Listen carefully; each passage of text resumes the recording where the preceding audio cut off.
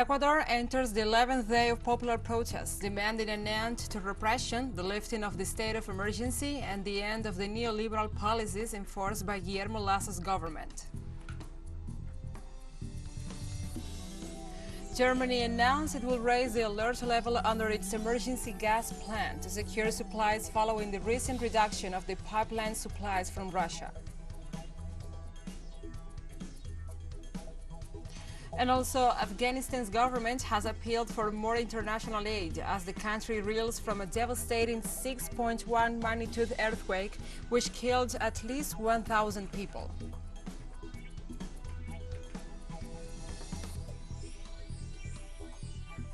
From the headquarters of TeleSUR English in Havana, Cuba, this is From the South. I'm your anchor, Gladys Quesada, and these are the news.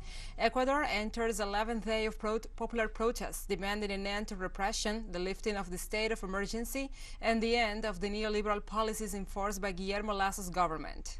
Demonstrators mobilized towards the main avenues in the north and the center of Quito, trying to have the executive recognize the difficult economic and political situation that the country is going through and implement measures for the solution of the multiple problems that affect the people. In this context, through a joint statement, social movements, indigenous, farmers, and the black community reiterated their willingness to dialogue with the government, but without pre-existing conditions from the executive. The organizations reaffirmed the citizens' demand of the 10 points presented by the CONAIE through a permanent dialogue to face the country's difficulties.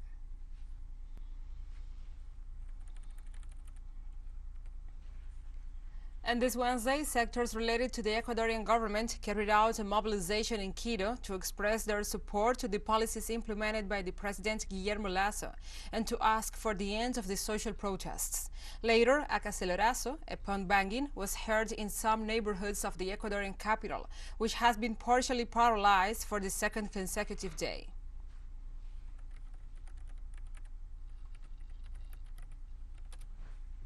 Grenadians went to the polls this Thursday to cast their vote in the country's general elections. The polls opened at 6 a.m. local time and will close at 5 p.m. with more than 80,000 citizens registered to vote.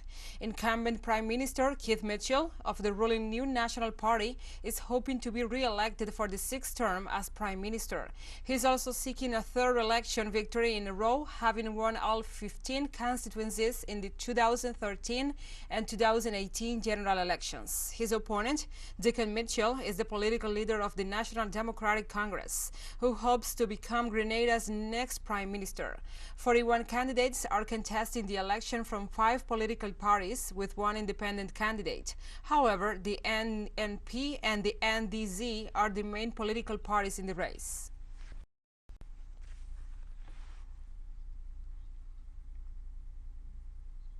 This Thursday, Mexico ordered that the facilities and archives at the Army Field No. 1 be opened to the Commission for Truth and Historical Clarification to review the events occurred from 1965 to 1990. The occasion was marked with an official ceremony attended by Mexican President Andrés Manuel López Obrador. The victims and survivors of the so-called Dirty War, one of the darkest chapters in the country's recent history, were also present at the ceremony. Mexico's Human Rights Undersecretary Alejandro Encinas said that at times of transformation, as is the case now in Mexico, it is necessary to look history in the eye. Prominent social and political leaders like Armando Arciniega, Ezequiel Barrientos, and Hilda Flores were held at Military Field No. 1. In his speech, President López Obrador thanked Secretary of Defense Luis Crescencio Sandoval for his loyalty and said that by opening the military archives, we are turning the page on an era, paving the way for national reconciliation.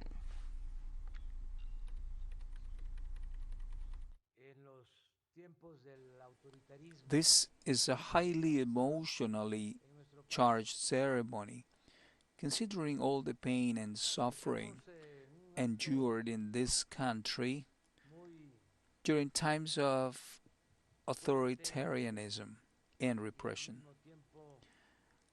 We need to close this dark chapter in our history for a new beginning, a new era which I would say has already begun.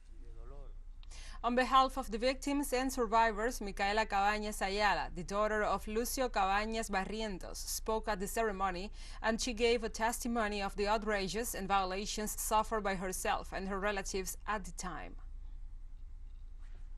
The military camp was considered the largest clandestine detention center in the country. And I want to tell you, this is where our ordeal began. When we arrived here, my mother was tortured, raped, and humiliated, but she defended me because she says that at night, soldiers came and grabbed me by the foot and put a gun to my head and said, "Tell us where Lucio is." But where would he be? They had already killed him. Where Lucio was, she could not say. I must also say that my mother was an adolescent, only 14 years old.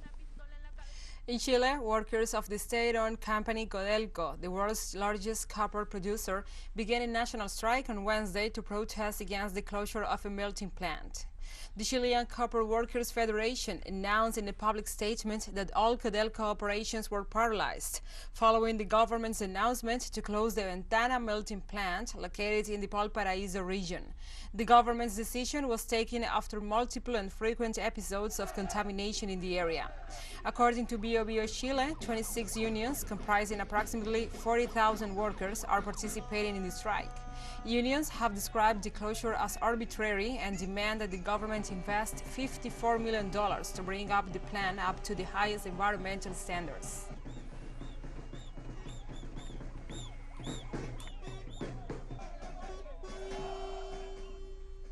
In Colombia, hearing continues for the kidnappings perpetrated by the former Revolutionary Armed Forces of Colombia, FARC, during the armed conflict. During the hearing before the victims and the magistrates for the Special Jurisdiction for Peace, the last commander of the disappeared FARC-EP admitted such acts at the time. The former guerrilla leaders Pablo Catatumbo, Julián Gallo, Pastor Alape, Milton Toncel, Rodrigo Granda, and Jaime Alberto Parra also recognized their responsibility, who intervened in the hearing that will be extended until next Thursday. These kidnappings were part of a policy of financing the internal war in Colombia as a form of subjugation of the population and the territorial and political for the exchange of prisoners.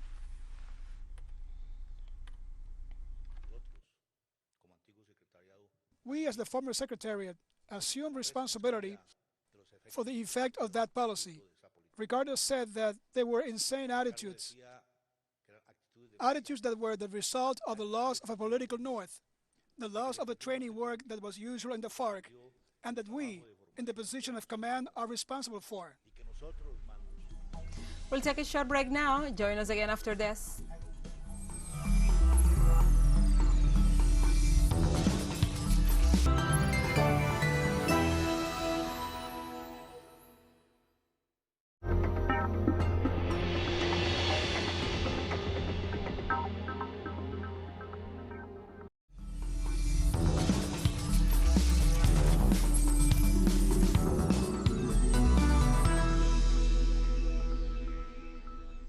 Welcome back to From the South.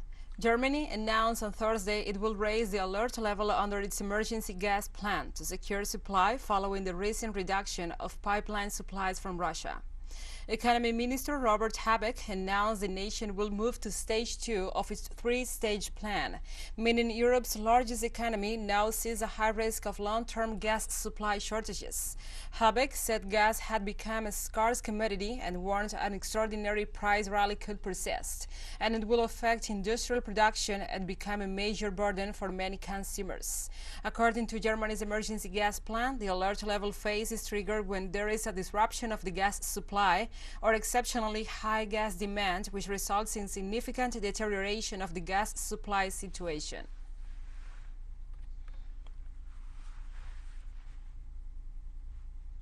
The European Union is holding a summit in Belgium to discuss granting Ukraine the status of candidate member to the organization. European Council President Charles Michel said the organization is at a decisive momentum, but that he is confident Ukraine and Moldova will achieve the status of candidates for membership to the European Union. However, Albanian Prime Minister Edi Rama warns Ukrainians not to get their hopes up because Albania has been trying to join the EU for the past 9 years, while Northern Macedonia has been trying for the last 17 years.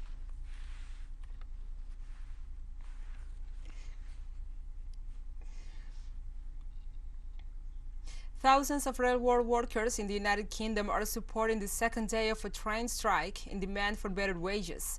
This strike has already become the biggest since 1989, with a strong impact on users and the economy. The latest strike will take place this Saturday and has been called by the National Union of Rail, Maritime and Transport Workers, the RMT, after negotiations with the Public Infrastructure Network and private operators failed. Around 40,000 workers have paralyzed the United Kingdom's rail network, forcing many citizens to opt for other means of transport, such as buses or cabs, while others have decided to work from home.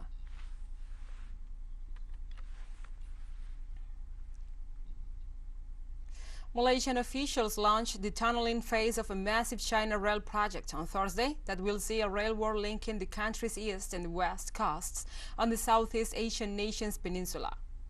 The 665 kilometers East Coast rail link is a part of China's Belt and Road Initiative, aimed at improving Beijing's links with countries across the world via infrastructure.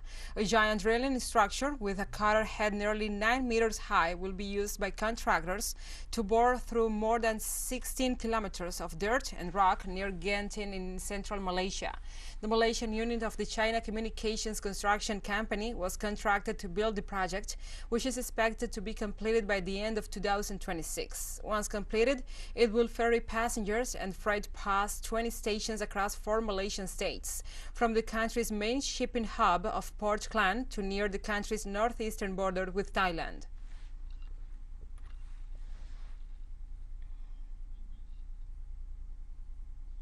Russian Foreign Minister Sergei Lavrov arrived in Tehran to hold talks with Iranian officials, including President Ebrahim Raisi, on issues of mutual interest.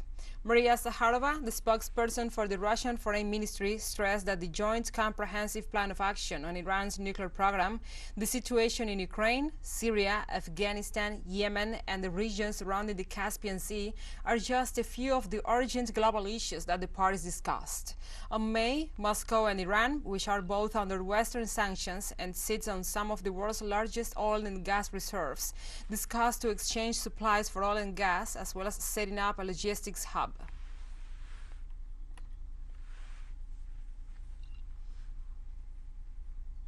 Russian President Vladimir Putin laid flowers at the tomb of the unknown soldier outside the Kremlin Wall in Moscow to mark the anniversary of the day that the Nazi Germany invaded the Soviet Union in 1941. In the same context, Russia accused Germany of anti-Russian sentiment in a statement of the anniversary of the invasion of the Soviet Union by Nazi troops in 1941, as tensions rage over Ukraine. The Russian Foreign Ministry also accused NATO member Germany of building up its military presence near Russia's western borders. Tensions between Moscow and Berlin have soared after Germany condemned Russia's special military operation in Ukraine, joining Western sanctions on the Kremlin and supplying weapons to Kyiv.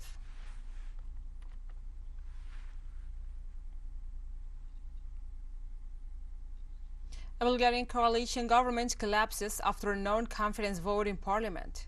The motion had been filed by the conservative Gerb party after blaming the government for what it considered a failure of its economic and financial policy. A consumer inflation soared. 123 lawmakers in the 240-seat chamber voted in favor of the motion, 2 more than needed to succeed, while 116 voted against. One member of the parliament missed the vote through illness. President Rumen Radev will now have 3 attempts to see if any party can form a governing majority among lawmakers. Prime Minister Kirill Petskov's party is expected to receive the first mandate from Radev to try to gather a majority, followed by Gerb and then another party of Radev's choosing. Analysts said there is no guarantee that another national vote in this country of 6.5 million people, which last year went through 3 such polls, will end its political instability.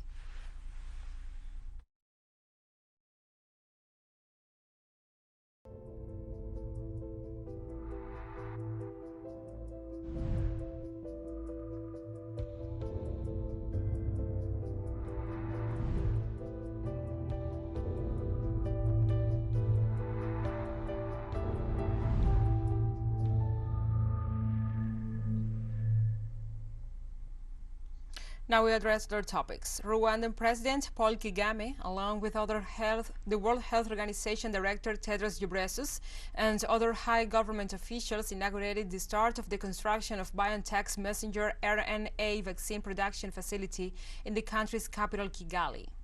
According to BioNTech, the facility has a target for the first set of manufacturing tools to be delivered to the site by the end of this year. The facility will be initially equipped with the 2 modular shipping containers that are equipped from mRNA production.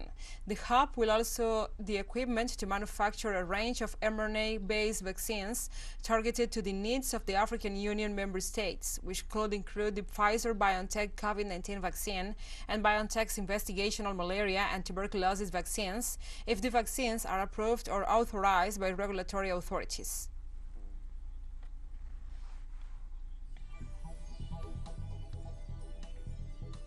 And we have more news coming up after a final short break, so stay with us.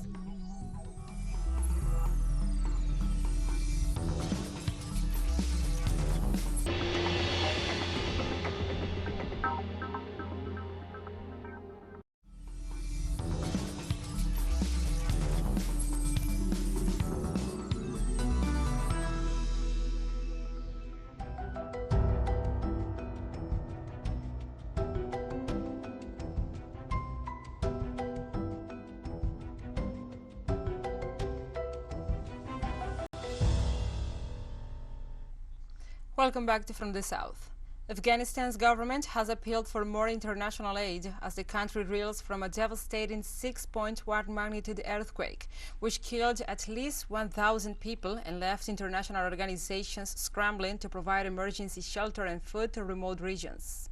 More than 3,000 houses were destroyed as a result of the earthquake, which struck near the city of Khast, around 100 miles southeast of the capital, Kabul. Rescue efforts had been hampered as communication networks were badly hit in the devastation. People have been digging through rubble with their hands in the search for survivors. A health ministry spokesperson said around 1,000 people had been rescued by Thursday morning, but reiterated the pleas for international relief as the country lacks sufficient resources. Earthquakes tend to cause serious damage in Afghanistan, where dwellings are unstable or poorly built.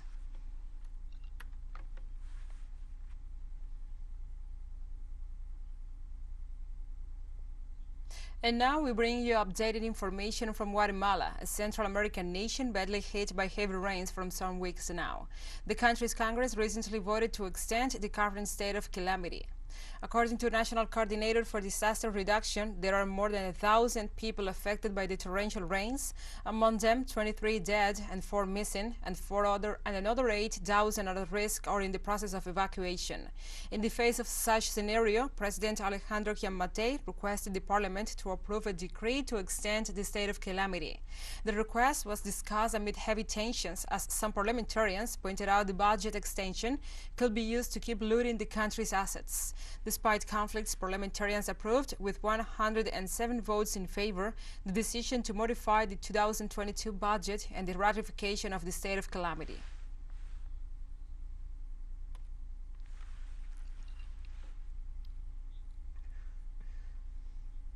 North Korean leader Kim Jong-un opened a meeting of senior military officials to discuss national defense policies and a continuing arms build-up following a series of ballistic missile tests this year that have caused tensions with Washington and Seoul. The North Korean leader presided over the meeting of the ruling Workers' Party's Central Military Commission that began on Tuesday to review defense work during the first half of 2022 and confirm crucial and urgent tasks to expand military capabilities and implement key defense policies. The members also discussed the progress in weapons developments and the plans to deploy some of the systems that have been tested in recent months, including a perpetrated hypersonic missile, a long-range cruise missile, and the country's newest intercontinental ballistic missile.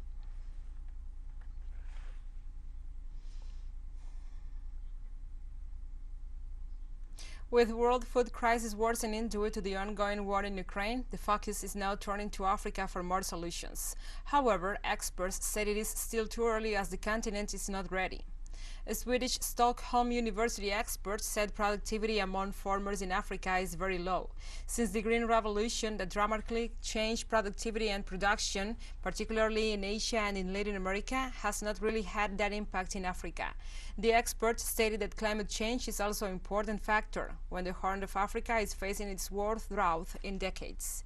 The United Nations has warned that tens of millions of people on the continent are at the verge of starving, and many flee to Europe in search for a better life. The European Border and Coast Guard Agency reported the arrival of some 83,000 illegal migrants from Africa between January and May this year.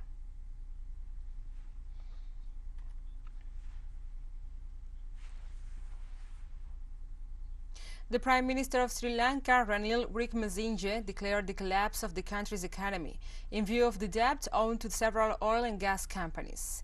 The Premier pointed out that the debt of the state-owned oil and gas company Ceylon Petroleum Corporation amounts to over $700 million, and that no country or organization in the world is willing to provide fuel to the country.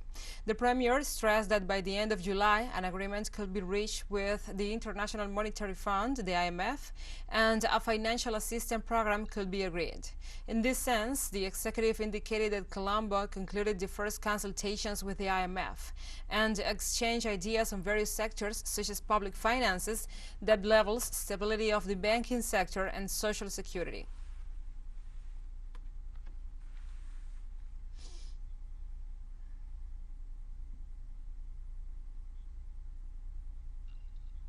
TeleSUR expands its signal with new satellite parameters. Since more than ever, the world connects to us and our stories are heard in other farther away nations.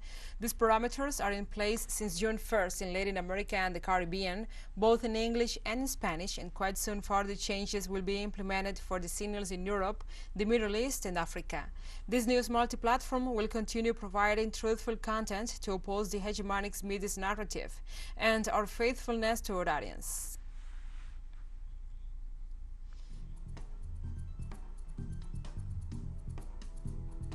So we have come to the end of this news brief, but remember, you can find this and many other stories on our website at telesurenglish.net. And also, if you feel so inclined, please join us on social media for all the latest news. We are on Facebook, Twitter, Instagram, and Telegram. For TeleSUR English, I'm your anchor, Gladys Quesada. Thank you for watching.